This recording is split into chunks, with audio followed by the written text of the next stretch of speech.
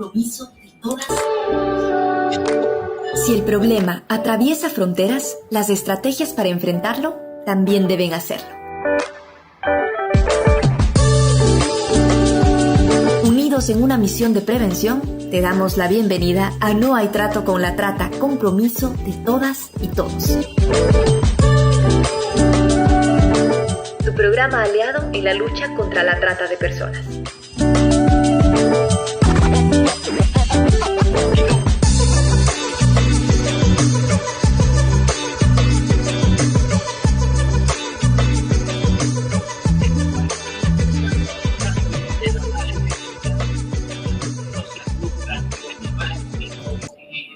Y no le asustan las balas ni el labrar de la caurina.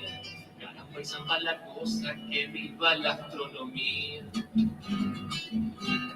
Me gustan los estudiantes que rugen como los vientos cuando les meten al oído sotanas o regimientos. Me gustan los estudiantes, jardín de nuestra alegría. Frase de Violeta Parra que se hace inmortal en las voces de tantos cantores. Con esta frase es con la que hemos creído pertinente dar inicio a un programa más de la serie radial No hay trato con la trata, compromiso de todas y todos. Una jornada en la que nos convoca el tema de los estudiantes internacionales, vulnerabilidades y desafíos. Muy buenas tardes a todas y todos quienes fielmente nos escuchan en esta iniciativa de CHHA 1610 AM y el Merriweather Center, ambas instituciones radicadas en Toronto. Gracias por estar presentes y ayudarnos a difundir este mensaje. Soy Daniela León, periodista y miembro de la emisora anfitriona CHHA 1610 AM, la voz de la comunidad. Me siento feliz de poder compartir este espacio nuevamente con la coanfitriona de esta iniciativa. Ella es Eva Rodríguez, responsable de la estrategia de educación y prevención del tráfico de personas en el Merriweather Center. Eva, ¿qué tal? ¿Cómo estás? Muy buenas tardes. No te escuchamos, querida Eva. Todavía no te escuchamos. Algo nos pasó ahí. Ahí te escuchamos. Hola, Daniela, ¿ahora sí?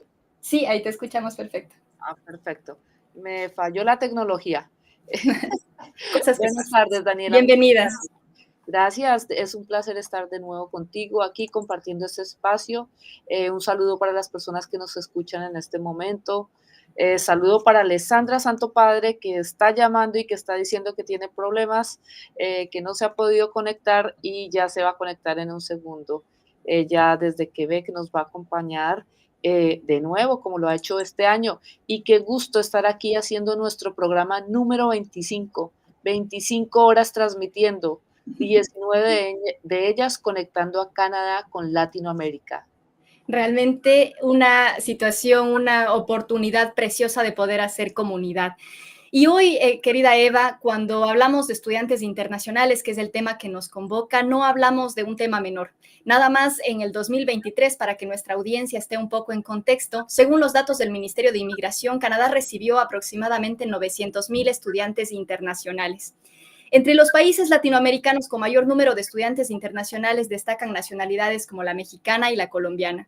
Y los desafíos que enfrentan los estudiantes internacionales, siempre han sido un tema que debemos poner ojo por las situaciones de vulnerabilidad que pueden enfrentar, pero pues actualmente puede ser que estos desafíos estén incluso incrementando. Y por esa razón, hoy agradecemos que este mensaje se difunda también. Y como lo ha pasado en cada una de las emisiones de esta iniciativa, Eva, agradecemos a nuestras radios aliadas que nos permiten llegar con este mensaje a todo el continente. A la asociación AMARC, que es la Asociación Mundial de Radios Comunitarios, sección América Latina y el Caribe, a Radio Internacional Estéreo 105.9 FM, que se conecta en Colombia, y a Radio UDG, Radio Universitaria de Guadalajara, que se conecta desde México, y a Radio Progreso en Honduras. Muchísimas gracias por permitirnos difundir cada vez más este mensaje. Querida Eva, no solamente nosotros nos difunden a través de la radio, sino también hay organizaciones aliadas que antes de darle paso al tema quisiera poder compartir con nuestra audiencia. ¿Podríamos recordarles cuáles son estas organizaciones aliadas que siempre están difundiendo este mensaje de no hay trato con la trata? Claro que sí, Daniela. Ya mencionaba antes a Alessandra Santopadre, que nos ha estado acompañando este año desde Montreal, desde la diócesis de Montreal, el programa de migrantes, refugiados y personas que buscan asilo en este país. También el IBB en España, que no nos acompaña hoy. Ellos dijeron, no tenemos mucho que aportar sobre el tema, pero vamos a ayudar a difundir el programa también. Marta Santos, que ha estado entrevistando a distintas personalidades desde España, que es un país de gran destino para latinoamericanos. No están hoy, pero han estado en los otros 8 programas que hemos hecho este año. Así es, Eva. Y damos la bienvenida ya a Alessandra, que se conectó con nosotros, que nos deja también llegar con este mensaje hasta Montreal. Hola, Alessandra, ¿qué tal? Hola, buenos días a todos. Para mí es siempre un gusto participar con ustedes porque ciertos vamos compartiendo, pero vamos también aprendiendo muchos y siempre ayudando a los migrantes a ser cuidado, a no caer en trampas y a dar buenas informaciones que a veces en el día de hoy son las que hace falta. Muchísimas gracias, Alessandra. Hoy tenemos también, Eva, una invitada que nos va a permitir pues profundizar en este análisis del tema que nos convoca hoy. Así es, Daniela. Desde Montreal nos acompaña una experta en el tema para hacer el análisis del día. Que nos salude directamente, ¿cierto que sí? Indriana, bienvenida, por favor. Seguro que sí, muy buenas tardes. Muchísimas gracias por este espacio, Daniela, Eva, Alexandra, de verdad que sí, muy contenta de estar aquí y de poder apoyarles y dar un granito de arena a todo este movimiento que ustedes hacen a este programa. Mi nombre, su servidora Indriani Molina, soy de nacionalidad venezolana, ya tengo 11 años en Canadá y tengo más de 15 años de experiencia con estudiantes internacionales. Este mundo realmente me apasiona, me gusta muchísimo y sí, es muy sensible. De verdad que los estudiantes deben tener la información correcta en el momento correcto para lograr que puedan cumplir con sus objetivos. Bienvenida, Indriani, Alessandra. Gracias por estar en esta iniciativa que la compartimos con Eva a través del Mary Ward Center y a través de CHHA 1610 AM. Bueno, decíamos que nos convoca un tema muy importante y este es el tema de los estudiantes internacionales. Por favor, Eva, tal vez nos puedas poner un poco de contexto. Claro que sí, Daniela. Mientras tú contestas el teléfono, aquí hacemos el contexto. Alessandra, tu llegada fue oportuna. Oye, mejor dicho, esto es cómo nos ha enseñado Daniela a manejar esto de la radio, ¿no? Ay, sí, eso fue permito de un aprendizaje porque yo no estoy acostumbrada a hablar muy poco. Entonces aprendí con Eva y Daniela de veras a hacer cuidado que una radio es una radio, no es una conferencia, no es un diploma, no es una charla. Y todavía después de un año estoy aprendiendo. Aquí estamos aprendiendo. Gracias, Daniela, que es nuestra maestra. Y empecemos con el tema. Los estudiantes internacionales, dice, los internacionales internacionalmente móviles son personas que han cruzado físicamente una frontera entre 2 países con el objetivo de participar en actividades educativas en el país de destino, donde el país de destino es diferente de su país de origen. Eso dice la UNESCO, es la definición que tiene la UNESCO de estudiantes internacionales. También nos dice el Instituto de Estadísticas de la UNESCO que en 2020 no las han actualizado, es lo más reciente que tienen, estuve buscando por todo lado. Había 6.3 millones de estudiantes internacionales en el mundo y eso lo comparan con la estadística anterior que tenían en el año 2000, cuando eran 2 millones. O sea, en 20 años aumentó 200%, ¿no? De 2 millones a 6.3 millones de estudiantes internacionales en el mundo. Y seguimos hablando entonces de Canadá, Daniela. Sí. El ministro, listo, estás mute. El ministro En de inmi Ontario. Sigue adelante, por Sí, favor. bueno, el ministro de Inmigración y Refugiados, este año, el señor Mark Miller, anunció que el gobierno de Canadá iba a tomar unas medidas especiales para limitar la admisión de estudiantes y puso un tope de 360,000 estudiantes para los próximos 2 años, estos 2024-2025, como una estrategia de estabilizar el crecimiento del número de estudiantes internacionales que están arribando a Canadá. Eso implicó una disminución del 35% de estudiantes internacionales en relación con el 2023. Esa decisión del gobierno impactó solamente nuevas aplicaciones, no afectó la renovación de permisos de estudio de quienes ya estaban estudiando aquí en el país. Eva, queremos decir también que esta situación de los estudiantes internacionales, y quiero preguntarlo ya directamente a ustedes que trabajan con ellos, pone una situación vulnerable a los estudiantes internacionales. En esta iniciativa de No hay trato con la trata, esta es la segunda ocasión que hablamos de este tema porque no es menor el problema que enfrentan, más después de algunas de las medidas nuevas que ha tomado el país respecto a ellos. Quisiera que desde ustedes poder plantear el escenario antes de dar paso a un testimonio de una persona que hizo este proceso de viajar.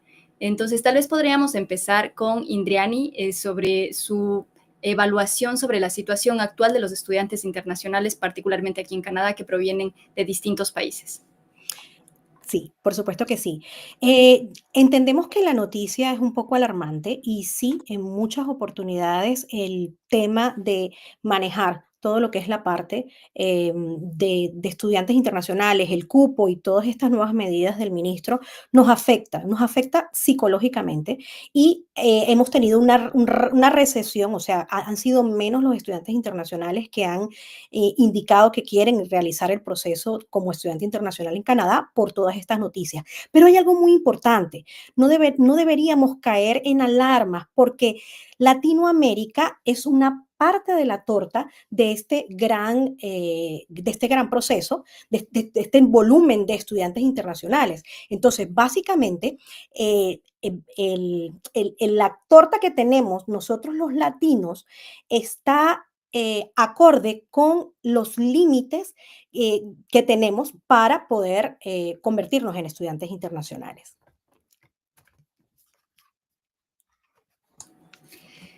Ingrid, ¿te parece que es un poco alarmante decir, por ejemplo, que los estudiantes internacionales o que tienen deseos de viajar con bajo esta modalidad se puedan encontrar vulnerables, por ejemplo, de recibir estafas de agencias o estafas de college, incluso que estén aquí como nombre y no como una institución? ¿Sería alarmista decir eso?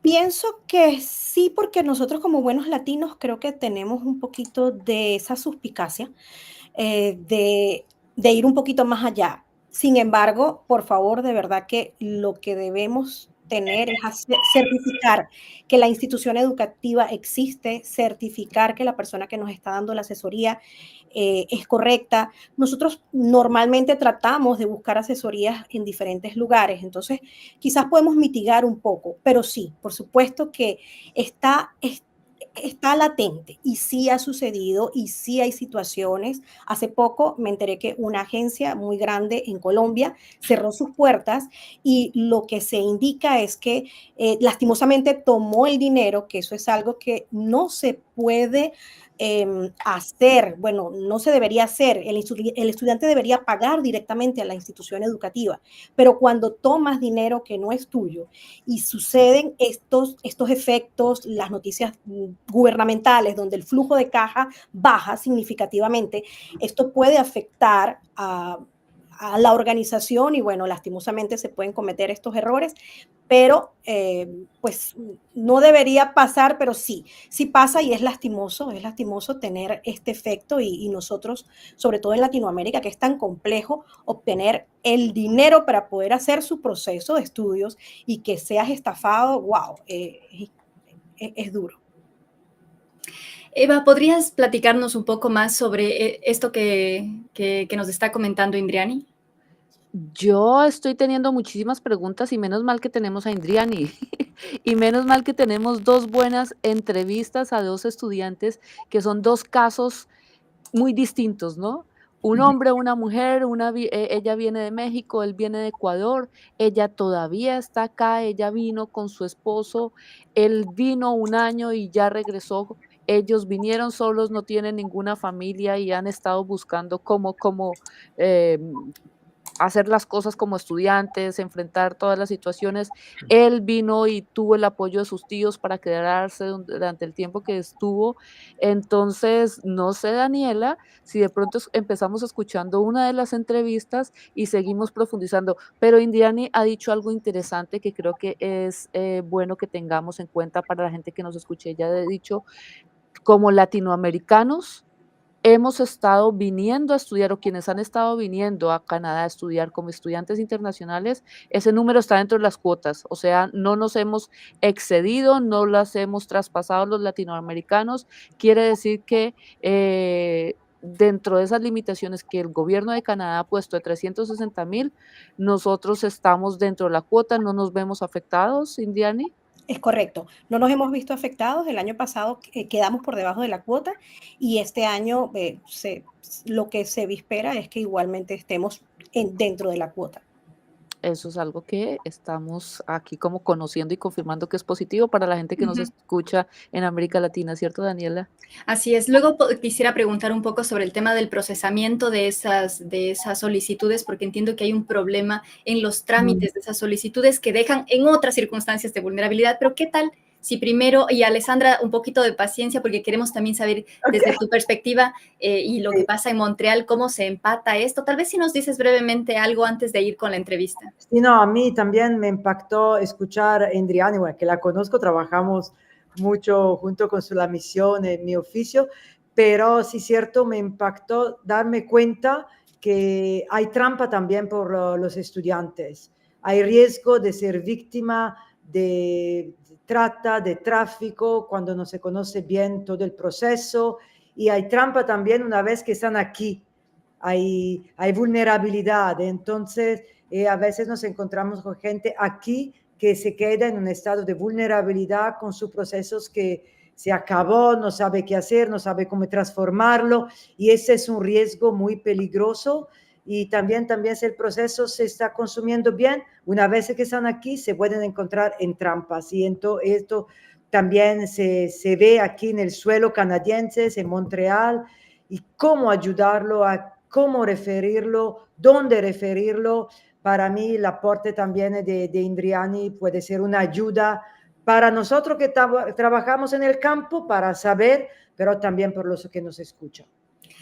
Bueno, muchísimas gracias de esa perspectiva, Alessandra. Un saludo para Radio Internacional Estéreo, nos sintoniza en vivo allá en la frontera Colombia-Ecuador. Un abrazo para ellos que nos transmiten, saludos que nos están además enviando vía redes sociales. Vamos con la primera entrevista. Ella es Tania Martínez, una estudiante internacional que nos va a contar su testimonio.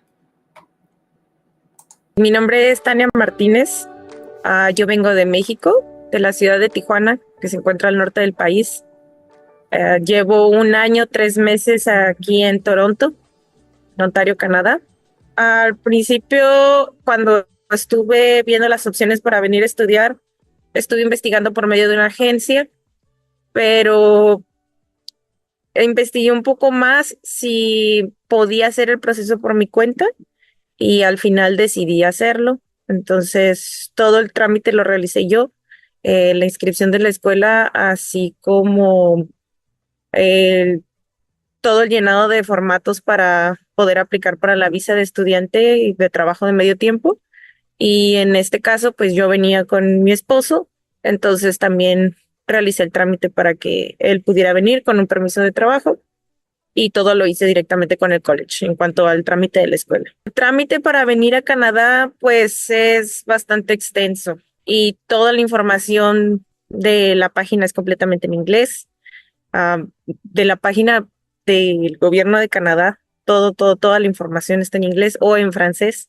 Entonces, a pesar de que conozco el idioma y lo he estudiado, sí había unas partes en las que de verdad me perdía mucho en la traducción. A veces era un poco difícil entender un par de cosas, pero pues me apoyaba de blogs y de información que encontraba en internet para poder avanzar en la aplicación. En cuanto a los costos, pues como mi trámite incluyó a mi esposo, quien pues él recibió la visa de trabajo, pues entonces tuvimos que incluir el pago del permiso de ambos y la escuela me requería que pagara todo el primer año por adelantado. El curso que yo iba a tomar era de 2 años, entonces ellos querían asegurar que por lo menos el primer año lo tenía cubierto. Y pues el total de, de pagar la visa, los biométricos, la inscripción de la escuela y un par de desgloses ahí, fue alrededor de $20,000.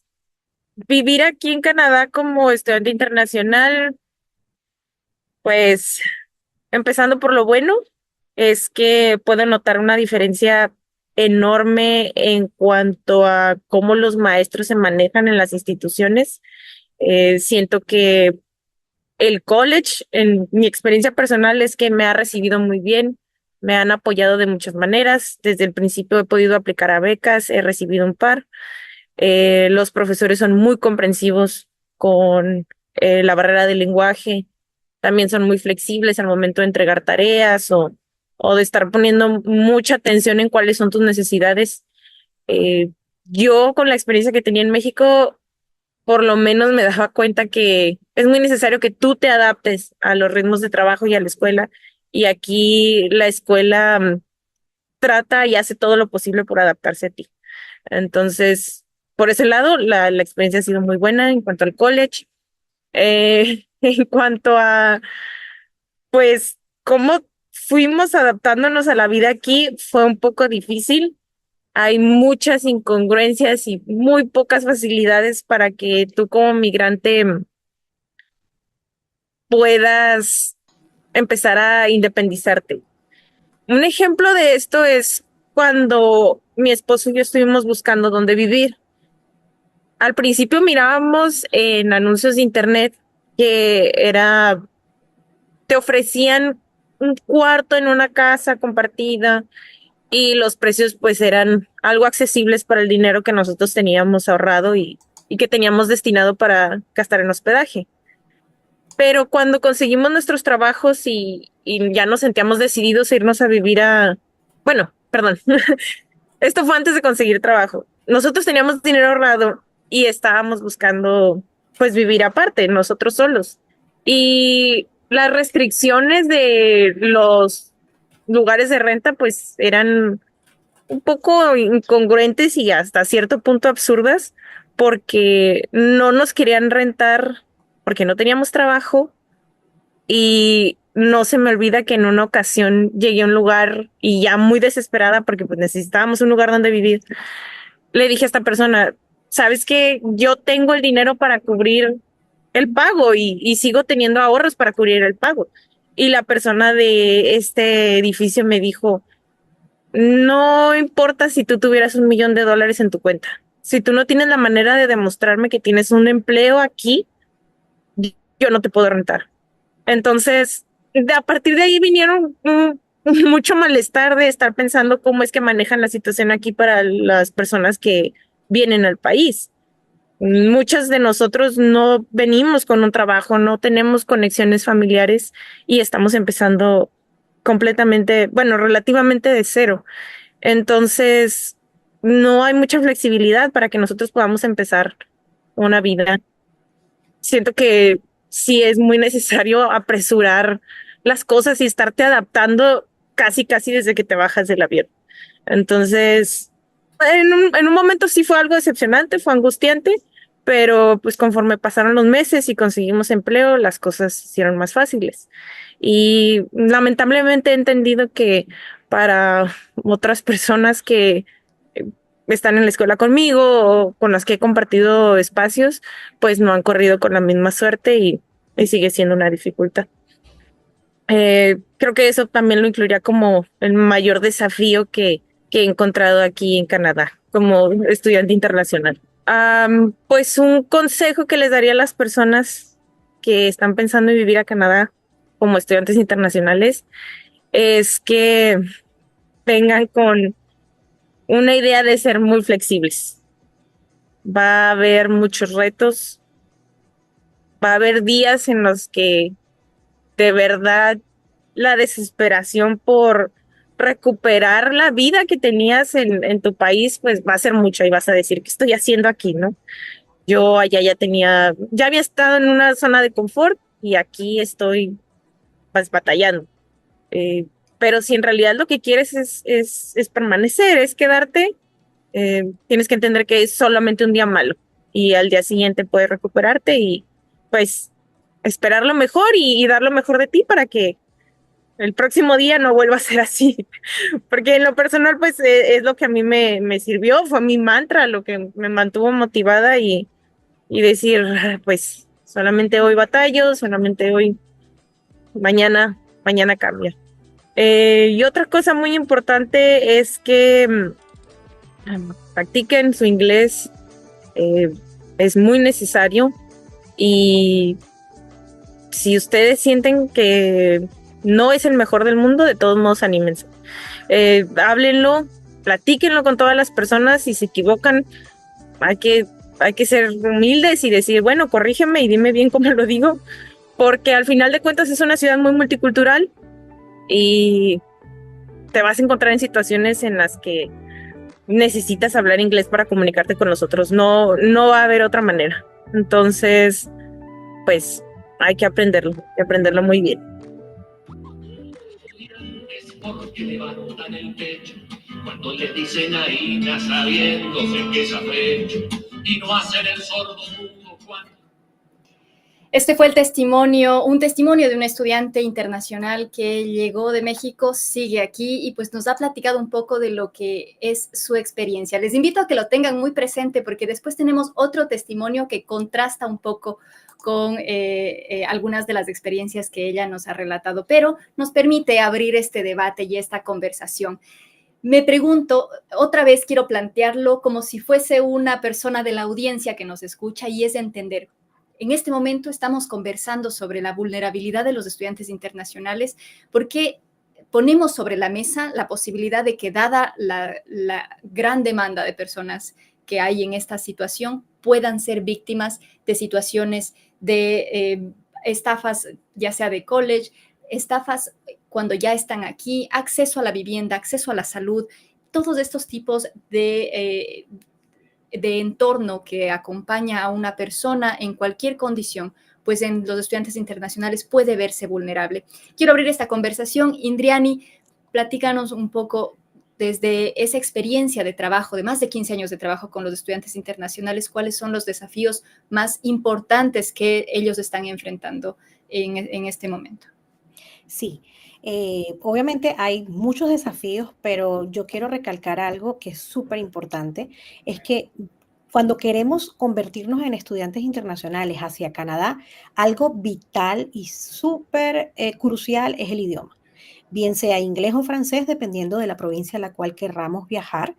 Debemos estar seguros de que dominamos el idioma, porque eso va a ser una barrera impresionante y muy probablemente el estudiante vaya a conseguir situaciones en donde no se va a poder expresar correctamente, no va a entender el entorno, que va a ser totalmente diferente, y eso le va a crear un estrés tal que va a crear un trauma y no va a ser una experiencia acorde o agradable a lo que tiene en mente y a su sueño, ¿no? A realizar sus estudios en Canadá y a tener una vida mejor, por supuesto, que la que tenía en su país.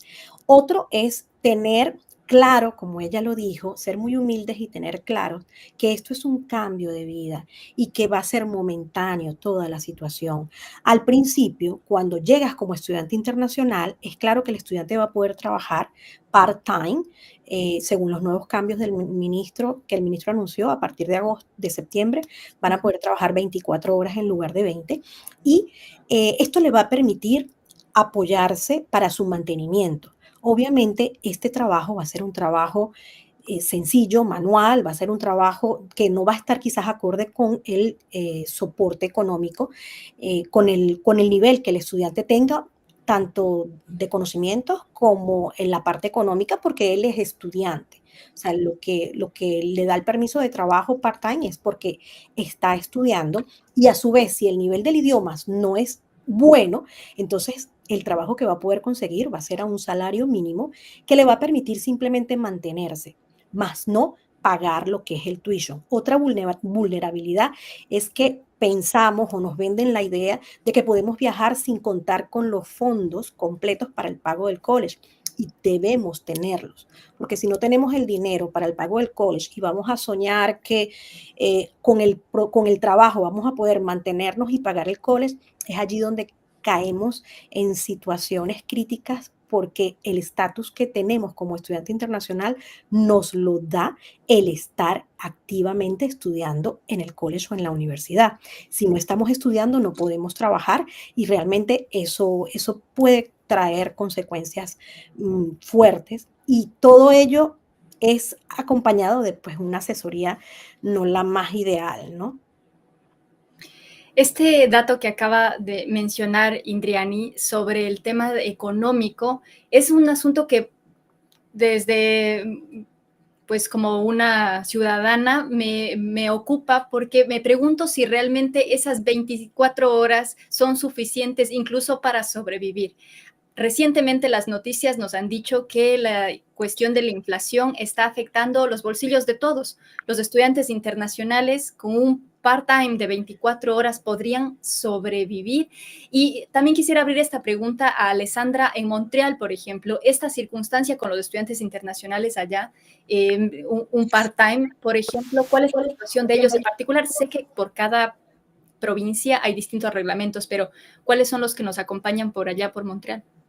Bueno, escuchando a Indriani, yo creo que 24 horas de trabajo es veramente el mínimo para sobrevivir.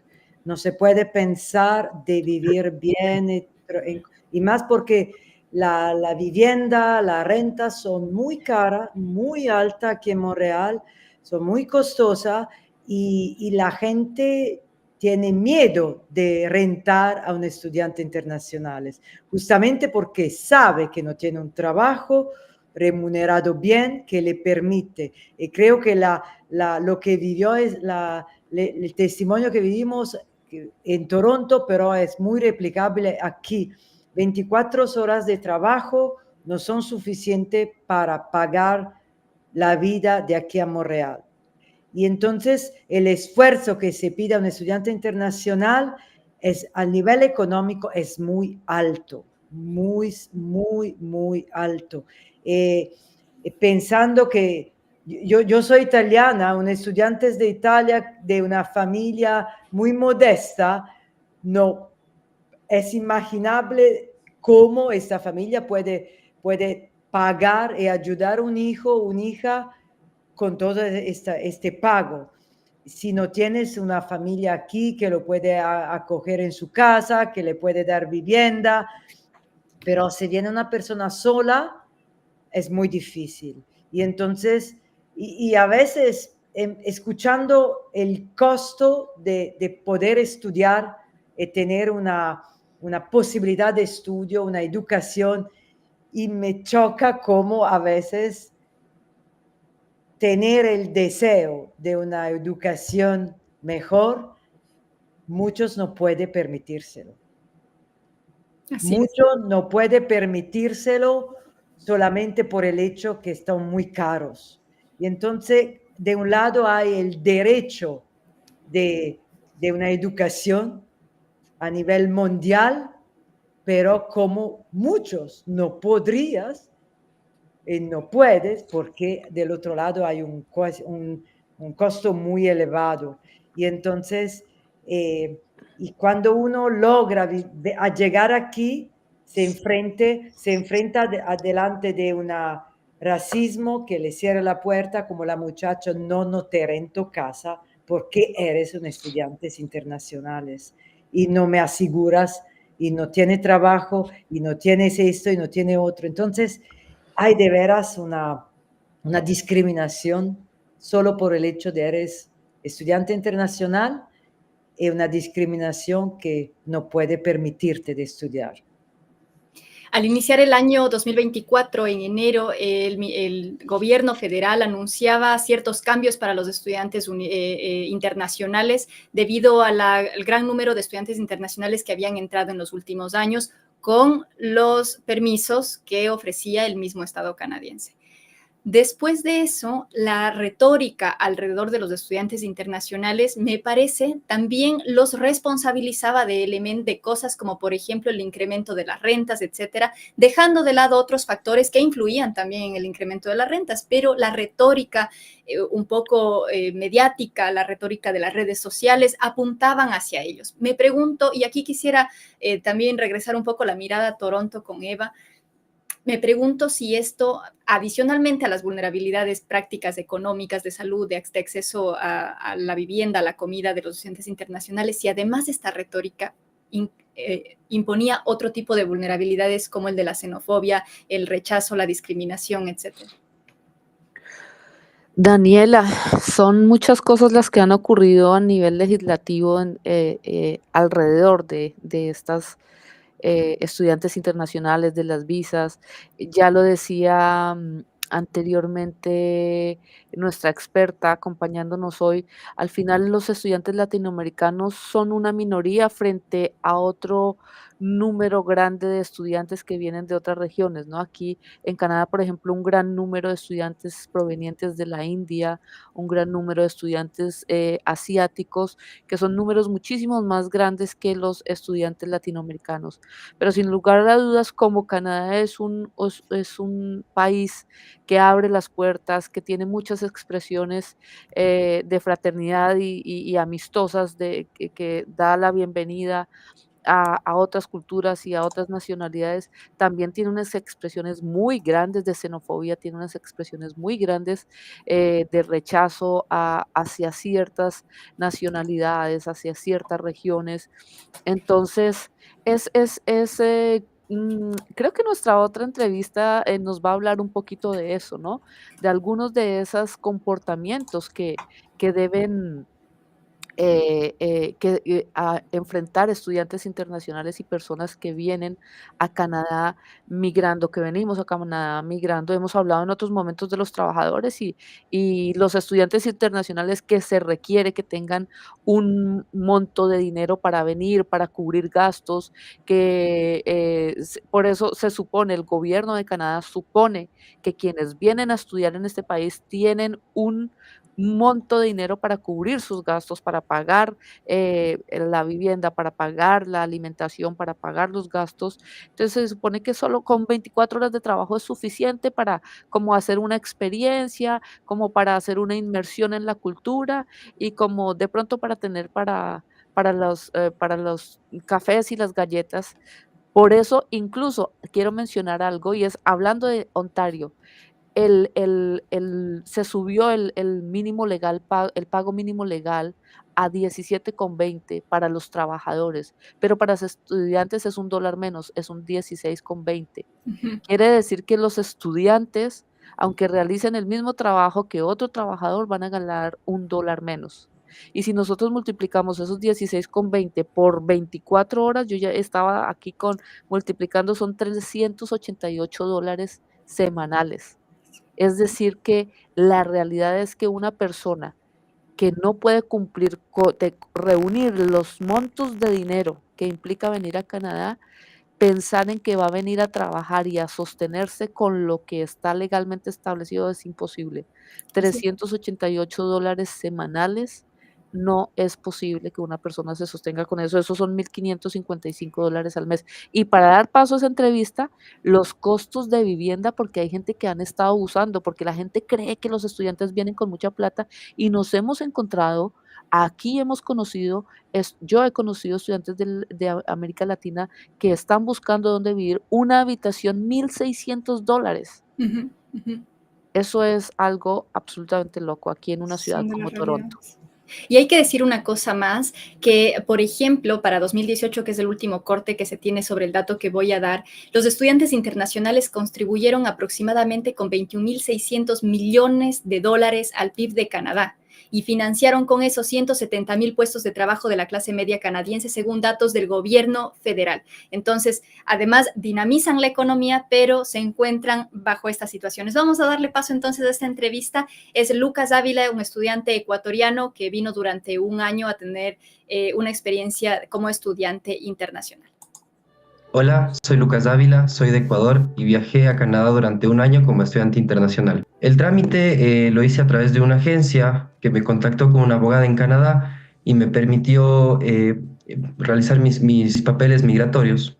Fue un proceso largo y costoso. Duró alrededor de 2 años y costó alrededor de unos $12,000 entre el pago del college, las citas con mi abogada, y entre pasajes y todas las cosas que tenía que llevar. ¿Cómo fue vivir en Canadá como un estudiante internacional? Realmente fue maravilloso, no lo voy a negar.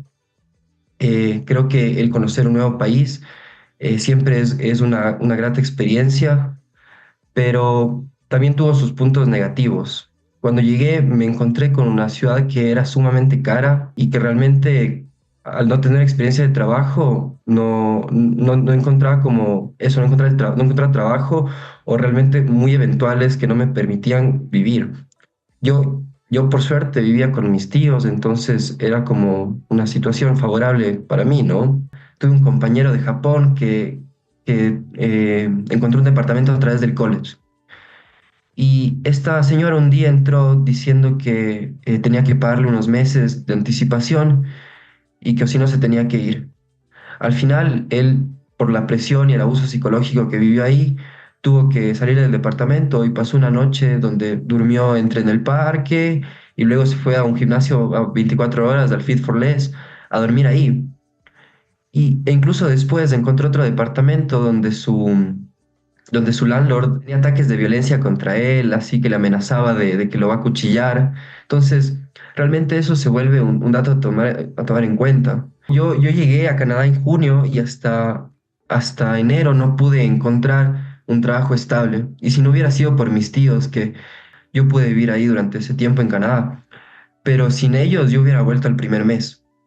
Creo que es imposible vivir en Canadá sin un apoyo económico. De hecho, muchos amigos a los 6 meses volvieron a Ecuador porque ya no encontraban trabajo y no podían seguir pagando la renta, que realmente es exagerada y en nuestro caso un tema de mucha vulnerabilidad porque no sabemos, uno viene aquí sin saber a quién rentar, cómo se renta, cuáles son nuestros derechos para la renta. Entonces, aparte de caro, se vuelve incluso inseguro. Cuando llegué, había una política donde podíamos trabajar tiempo completo. Pero después el gobierno anunció una medida donde decía que primero que los estudiantes teníamos que solo trabajar medio tiempo a la semana, que no podíamos trabajar más. Y eso nos afectó full porque la mayoría de mis compañeros tenían que pagar renta y un trabajo de medio tiempo no alcanza para pagar renta, comida y servicios. Creo que fue una decisión desacertada porque además los estudiantes internacionales somos parte fundamental para la economía, ya que nosotros primero venimos con dinero para poder vivir los primeros meses y también porque ponemos en circulación la economía, o sea, circulamos la economía, creo yo, porque somos también, aparte de estudiantes, turistas. Entonces todo el tiempo estamos ansiosos por conocer y por ende gastamos, porque si algo es Canadá, es un país que se gasta mucho. Otro punto en contra puede ser que en el momento en el que uno pisa Canadá se puede llegar a sentir solo. Al final, estás ahí para aprender un idioma que no conoces. Y creo que eso, a pesar de que es como chévere aprender el idioma, puede resultar una barrera para conocer gente y adaptarte rápido al país. A mí me costó como 6 meses sentirme cómodo allá y bueno, luego aunque fue maravilloso y conocí mucha gente, al principio puede resultar muy difícil. Otro de los mayores desafíos, ¿no?, que tenemos ahí es el clima. Yo estoy en un país donde vivimos alrededor de entre los 18 y 25 grados todo el año y me encontré un país que en verano llegábamos a 33 grados, incluso más de sensación térmica, y que para diciembre estábamos en -20. Yo creo que como una recomendación para todas las personas que quieran viajar a Canadá, primero no es detenerlos de hacerlos, es una experiencia maravillosa, pero tienen que tener en cuenta que es un país costoso, donde una renta, si vas solo, te puede llegar a costar 800 a $1000 un cuarto y lejos. Entonces, creo que eso es importante. Yo tenía una situación privilegiada donde vivía con mis tíos, pero la mayoría de mis amigos y conocidos vivían situaciones de mucha vulnerabilidad. Entonces, eso también, si van a un college, prepárense para, para que no sea lo que esperaban. Que si mi agencia me mintió, realmente ellos podrán excusarse de que nunca me dijeron una mentira, pero me dijeron una verdad disfrazada, que por ejemplo iba a encontrar trabajo por mi mismo college, que el college me iba a ayudar a encontrar trabajo. Y me encontré en una situación donde mi college solamente me daba primero como pasantía sin pago, que no me servían de nada. Y después de eso, simplemente eran posts de oportunidades de trabajo. Era como si yo estuviera viendo en Indeed. Creo que, aunque ellos no lo digan, sí me mintieron. Aunque me ayudaron a llegar ahí, apenas yo llegué, se desentendieron de mí. Bueno, realmente la xenofobia fue parte del día a día de alguna forma. Toronto es una ciudad llena de migrantes, pero que al mismo tiempo está llena de gente que no les gusta que vayan extranjeros. Por ejemplo, yo en el trabajo un día, un chico solamente me lanzó así, me arrojó una mayonesa del McDonald's en la cara. Entonces, eso, aunque no es lo más común, sí se vuelve como feo, te hace sentir mal. Mis compañeros, la mayoría latinos, sufrimos de xenofobia por el hecho de ser latinos y de que la gente asumía de que nos apropiábamos del trabajo de la gente, aunque eso no es del todo cierto porque hay trabajos en los que solo aceptamos nosotros. Otros compañeros de Europa o de países asiáticos como Japón o Corea, la verdad es que no la pasaban, no, nunca me llegaron a contar al menos situaciones de xenofobia.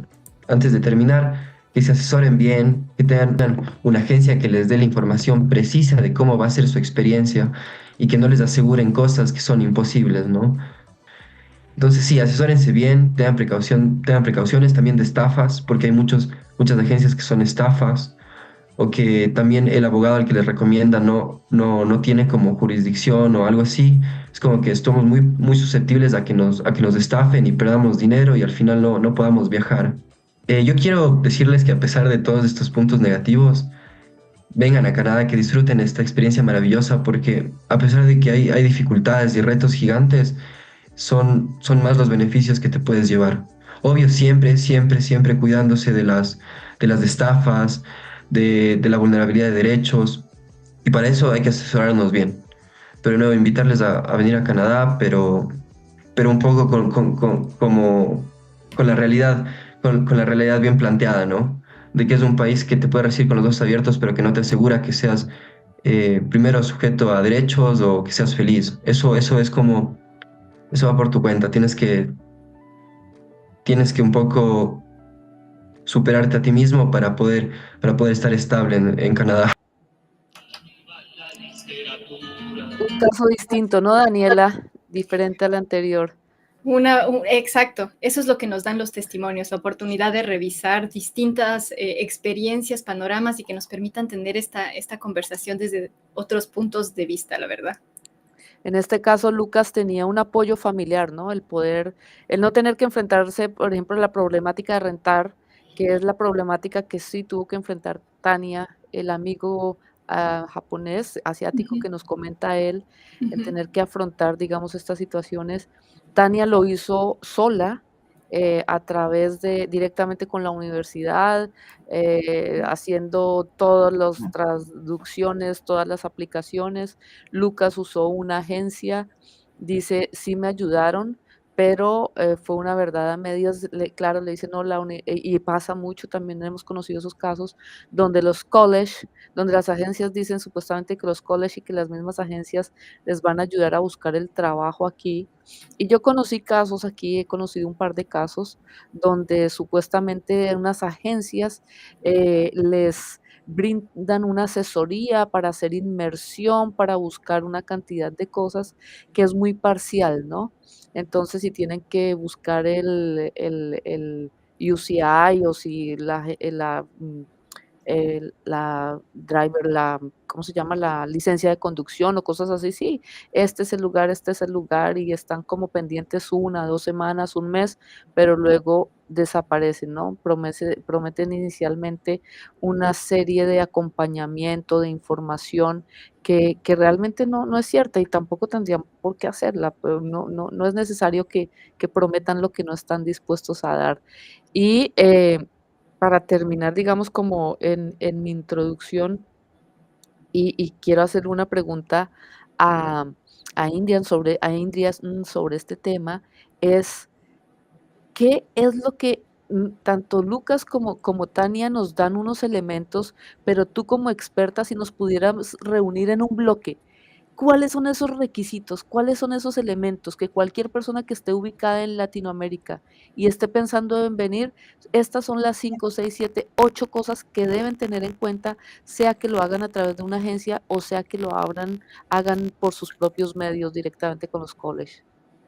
Ok, uno, ahorita en el mercado hay mucha información.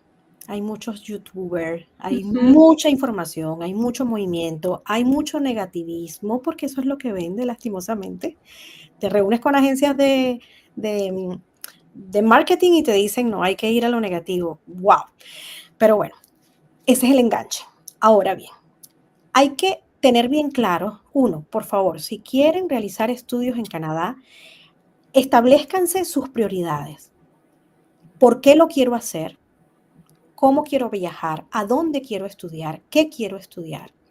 Deben estar claros que para poder obtener un permiso de estudio es necesario que el estudio tenga congruencia con su desarrollo profesional anterior, con su experiencia laboral, con sus estudios. Para de esta forma, pues tener una seguridad de que su proyecto se va a dar. 2, el idioma, vital y súper importante. Manejar lo mejor posible el idioma. De no tenerlo, pueden hacer pathways, que son puentes, caminos, para poder ir desde ya estudiando de forma online en su país para lograr el nivel necesario y poder entrar a estudiar en la universidad o en el college. 2, grupo familiar. Si mi grupo familiar es con niños, esposos, pareja, es importante saber si va a viajar la pareja completa por los nuevos cambios que ha dado el ministro. Hay ciertos programas a los cuales esta pareja puede aplicar si quieren obtener todos los beneficios de estudiar y trabajar al mismo tiempo, así como el trabajo para la pareja, que serían las maestrías. 2, existe también el límite del cupo y hay un dinero que hay que desembolsar ahorita en mayor volumen que anteriormente. 3, el presupuesto económico. Hay que investigar, revisar el presupuesto económico y no solamente mostrarle al gobierno, porque el gobierno es sabio. El gobierno dice, ok, muéstrame que cuentas con todo el dinero para poder viajar a estudiar y para mantenerte y así te apruebo la visa. Pero no es solamente muéstramelo para obtener la visa, es que de verdad cuentes con ese dinero para que no tengas el estrés de la parte económica, porque realmente, como ya lo hemos visto, no puedes mantener. El gobierno está cambiando, eso es algo súper importante. Saber que el gobierno cambia las leyes, estar atentos y tener plan A y plan B, y cuidado y no plan C, preferiblemente. No ir a la búsqueda con un sueño y con una fijación que quiero lo más barato, lo más corto, porque lastimosamente sí, entiendo que las agencias dan la opción básica que piden, pero básicamente si yo me voy por esa opción más económica, muy probablemente no vaya a tener un post-graduation work permit y mi proceso va a quedarse truncado. Eh, Todo esto hay que tenerlo en cuenta y investigar, asesorarse, pero correctamente. Hay muchas vías a nivel de la página, a nivel del gobierno.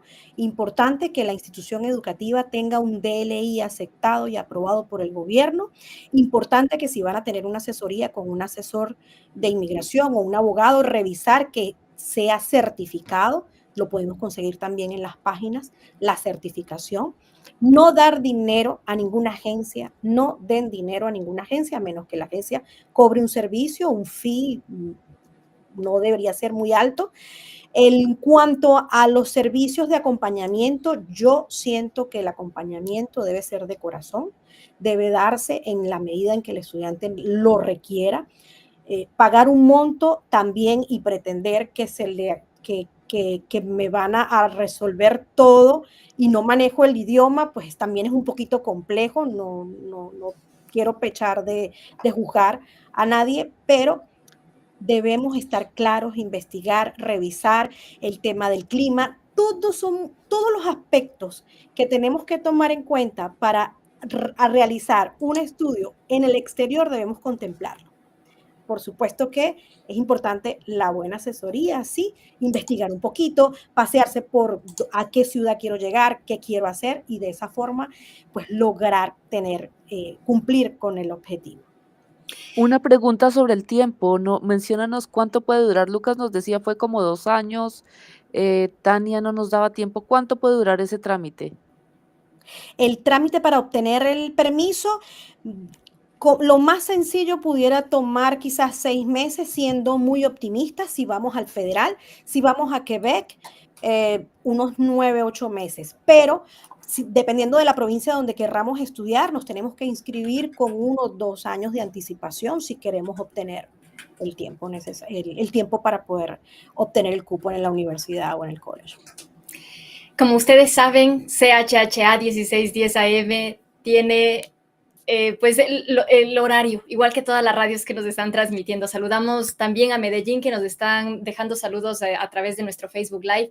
Y llegó el momento de despedirnos. Quiero agradecerle a Indriani por darnos estos consejos tan prácticos, tan útiles, pero también antes de despedirnos, quisiera pedirle a Alessandra, a Eva, una reflexión final sobre también esto que necesitamos pedir también de manera social al gobierno como para mantener que los estudiantes internacionales no enfrenten tantos desafíos, o por lo menos que sean los menos de los que ya tienen que vivir.